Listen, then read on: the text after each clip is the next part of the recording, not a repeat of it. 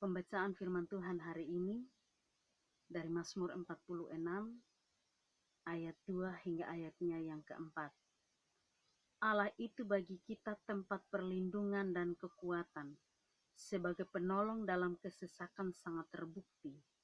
Sebab itu kita tidak akan takut sekalipun bumi berubah, sekalipun gunung-gunung goncang di dalam laut, sekalipun ribut dan berbuih airnya, sekalipun gunung-gunung goyang oleh geloranya. Dari pembacaan firman Tuhan ini kita belajar di bawah satu tema perenungan, yaitu Tuhan tempat perteduhan yang aman bagi orang yang percaya kepadanya. Tuhan tempat perteduhan yang aman bagi orang yang percaya kepadanya. Saudara-saudara yang diberkati Tuhan, semua manusia membutuhkan rasa aman, rasa nyaman. Semua manusia membutuhkan kenyamanan, baik itu kenyamanan lahir maupun kenyamanan batin. Tetapi terkadang kita salah mencari tempat yang aman. Terkadang kita merasa bahwa tempat di mana kita ada adalah tempat yang aman. Terkadang kita merasa situasi yang ada sudah menjadi situasi yang memberi keamanan dan kenyamanan. Tetapi seiring berjalannya waktu, dengan melihat perkembangan, dengan keadaan-keadaan yang dari hari ke hari ada perubahan, maka mulai kita merasa bahwa kenyamanan kita hari kemarin terusik. Kenyamanan kita, keamanan kita yang hari kemarin, hari ini mulai rasa tidak aman dan mulai tidak ada nyamannya. Saudara yang diberkati Tuhan, di tengah situasi yang seperti itu, terkadang kita merasa bahwa keamanan dan kenyamanan itu hanya dapat dimiliki ketika kita memiliki segala-galanya. Tapi firman Tuhan hari ini mengajar dan menasihati kita supaya kita tahu bahwa keamanan dan kenyamanan itu hanya ada di dalam Tuhan. Keamanan dan kenyamanan itu hanya ada di dalam Tuhan. Dan Tuhan menjadi tempat perteduhan. Tuhan sajalah yang menjadi tempat perlindungan yang aman dan nyaman. Di sini pemazmur mengatakan bahwa Allah itu bagi kita tempat perlindungan dan kekuatan, dan sebagai penolong dalam kesesakan sudah terbukti. Artinya bahwa penulis merasa kenyamanan dan keamanan di dalam Kristus tidak hanya sekedar sebagai hayalan belaka, tidak hanya sebagai impian, sebuah impian, tetapi itu sudah dinyatakan atau sudah dirasakan secara langsung dan sudah dia nikmati keamanan dan kenyamanan itu di dalam Tuhan. Saudara-saudara, ketika kita menjadikan Tuhan sebagai tempat perteduhan yang aman, ketika kita menjadikan Tuhan sebagai tempat perlindungan yang aman, yang memberikan rasa aman, memberikan rasa nyaman, yang memberikan kepada kita keteduhan dan ketenangan, maka apapun yang kita jalani, apapun yang kita hadapi dalam hidup ini, tidak akan membuat kita rapuh, tidak akan membuat kita jatuh dan tergeletak hanya karena situasi dan kondisi yang memberikan ketidaknyamanan bagi kita. Dalam pembacaan ini kita melihat bagaimana pemazmur dia berkata bahwa dia tidak akan pernah takut sekalipun bumi ini berubah, sekalipun gunung-gunung goncang di dalam laut dan airnya berbuih, ribut, sekalipun gunung goyah oleh gelora, tetapi di dalam Tuhan, di dalam perteduhan perlindungannya Tuhan, keamanan, kenyamanan, ketenangan akan diperoleh. Bahkan sudah dia nikmati hal itu. Kita harus sadar dan tahu bahwa di bawah kolong langit ini tidak ada sendi-sendi, tidak ada ruang-ruang, tidak ada sudut-sudut ruangan yang memberikan rasa aman, yang memberikan rasa nyaman, yang memberikan perteduhan, rasa tenang dan teduh untuk kehidupan kita. Apalagi situasi-situasi hidup, situasi dunia secara global, dan kondisi yang sedang terjadi, yaitu pandemi COVID-19, membawa kita kepada ketakutan, membawa kita kepada rasa tidak aman, membawa kita kepada rasa tidak nyaman. Ketenangan kita terusik, keamanan dan kenyamanan kita terusik, membuat kita takut, membuat kita mulai mencari-cari tempat untuk supaya kita aman. Tetapi saya mau katakan sebagai berikut bahwa keamanan dan kenyamanan itu hanya ada di dalam Tuhan. Keamanan, kedamaian, ketenangan, keteduhan itu hanya ada di dalam Tuhan.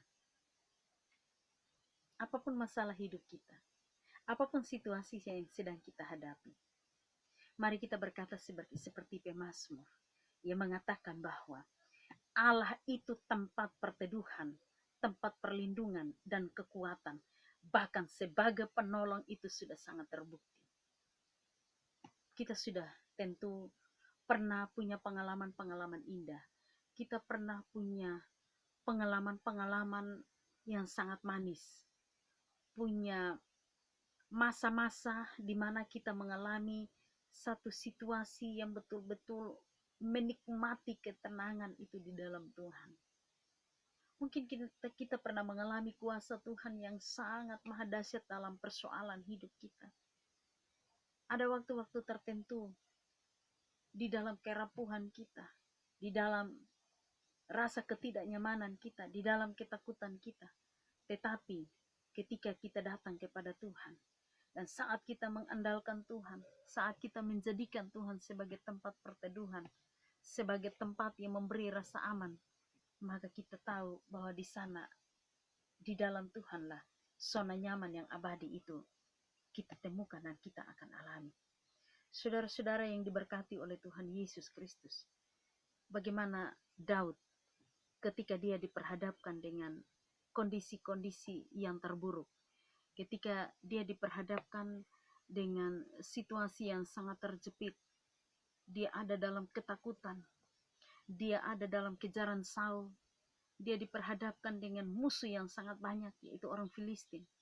Ketika dia diperhadapkan dengan kondisi yang sangat menakutkan karena dosa yang dia lakukan, tetapi dia menjadikan Tuhan sebagai kota benteng, dia menjadikan Tuhan sebagai tempat perteduhan, dia menjadikan Tuhan sebagai tempat di mana dia menikmati keamanan, ketenangan dan kenyamanan itu.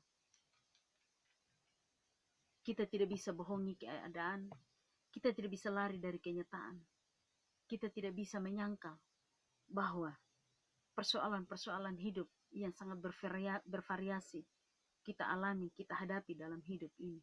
Dan di dalam persoalan yang bervariasi itulah kita dituntut oleh Tuhan untuk bagaimana kita mencari tempat yang aman.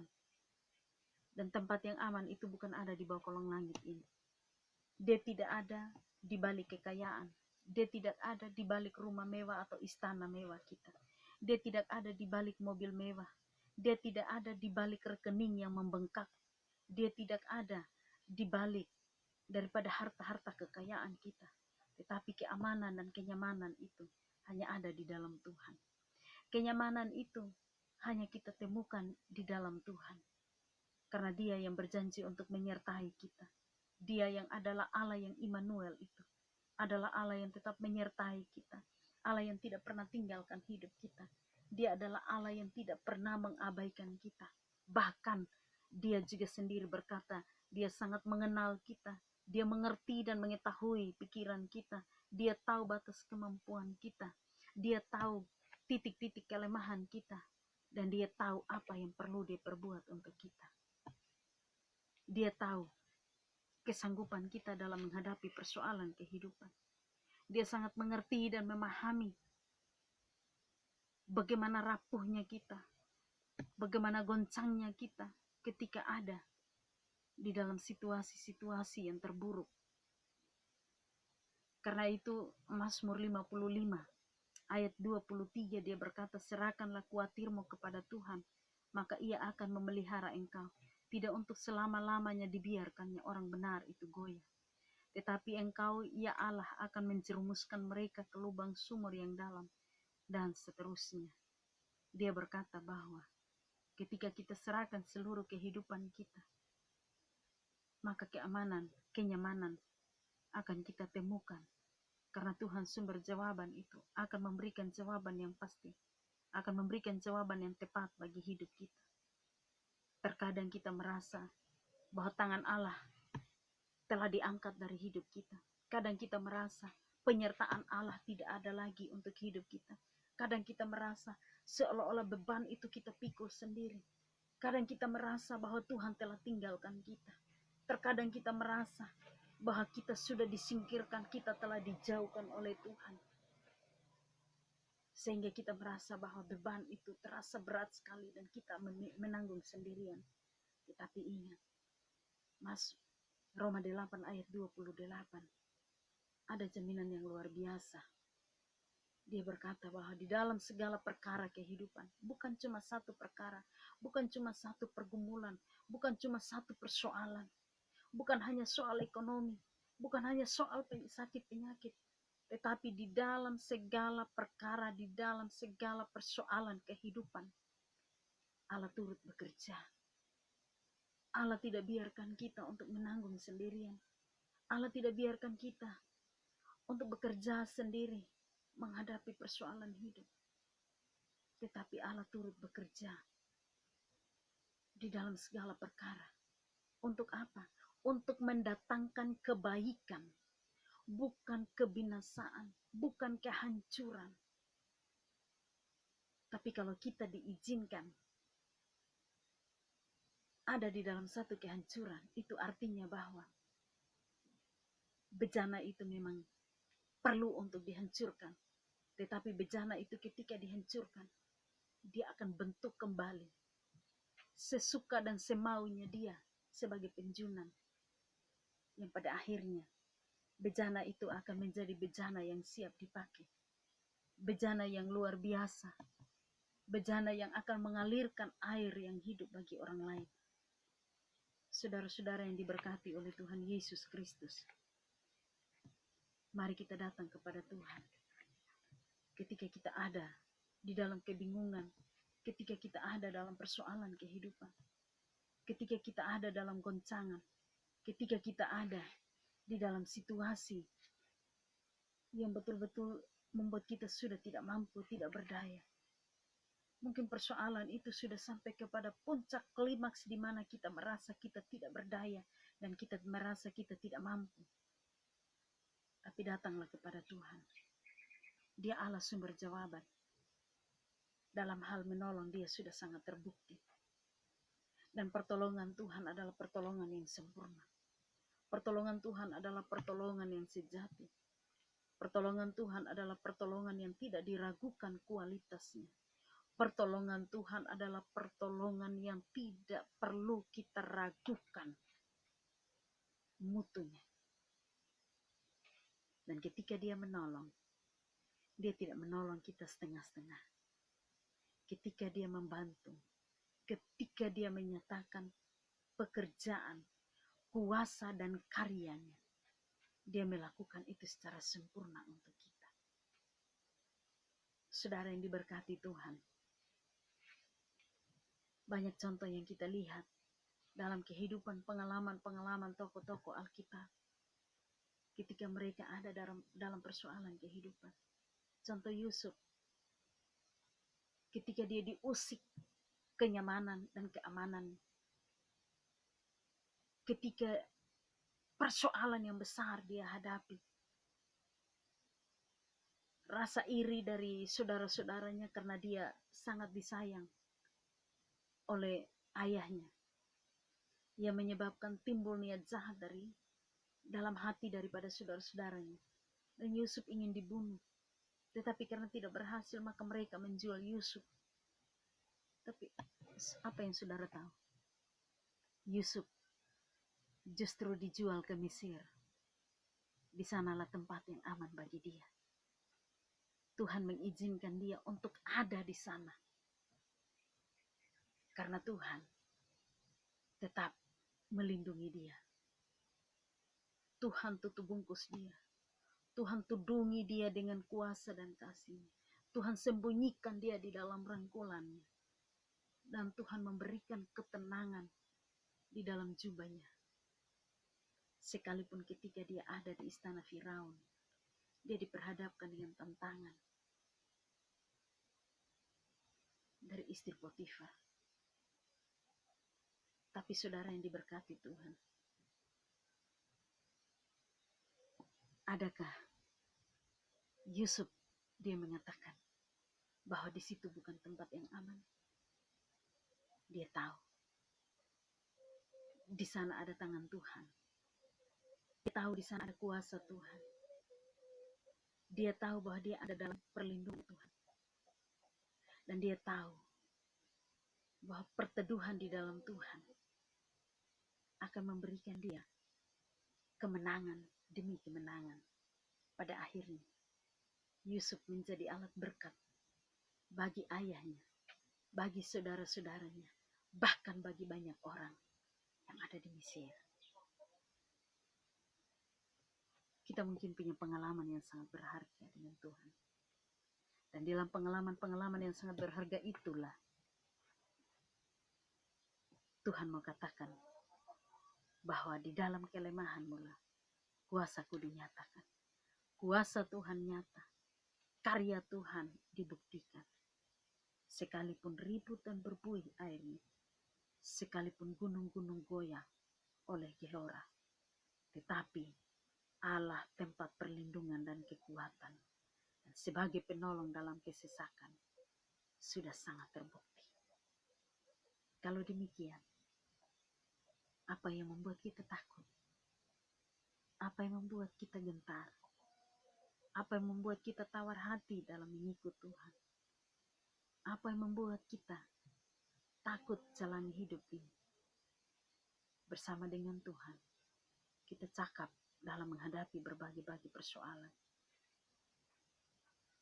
Allah adalah kota benteng, kediaman yang maha tinggi, yang adalah kota Allah, disukakan oleh semua aliran sungai, dan sudah tentu menjadi kesukaan saya, Anda, dan kita semua. Mari kita andalkan Tuhan, menjadikan Tuhan sebagai kota benteng kita, menjadikan Tuhan sebagai tempat perteduhan, menjadikan Tuhan sebagai pelindung yang aman, yang nyaman. Perlindungan yang sejati hanya ada di dalam Tuhan. Tuhan memberkati kita melalui sabda siang hari ini.